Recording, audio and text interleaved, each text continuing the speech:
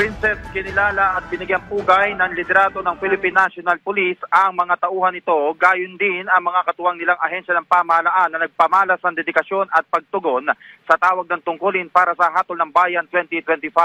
Ayon kay PNP Chief Police General Romel Francisco Marbil, dapat kilalanin ang mga tumindig at sumunod sa direktiba ni Pangulong Ferdinand R. Marcos Jr. na itaguyod ang mapayapa at tapat na halalan.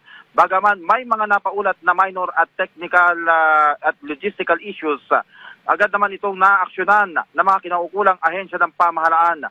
Kabilang narito ang pagkasira ng automated counting machines, pagkaantalan sa pagbubukas sa mga presinto at ang pangalang hindi mahanap sa listahan ng mga botante. Nasa mahigit 205,000 ang buong puwersa ng pamahalaan na ipinakalat sa buong bansa na binubuo ng PNP, Armed Forces of the Philippines, Philippine Coast Guard, Bureau of Fire Protection at iba pa.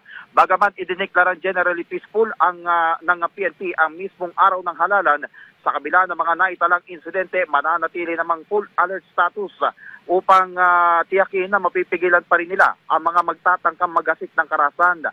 Sa pinakahuling datos, alas 8 ng kagabi ay nakapagtala sila ng 52 insidente ng karahasan sa buong bansa, kung saan pinakamarami rito ang pamamaril na nasa 12, habang nasa 26 naman ang naitalang insidente na hinihinalang may kaugnayan sa halalan, kung saan 7 rito ang naisama sa violent category, habang nasa 11 naman ang kabilang sa non-violent category. Mula sa Kampo Krame, para sa Radyo Pilipinas, para sa Balitang Pambansa,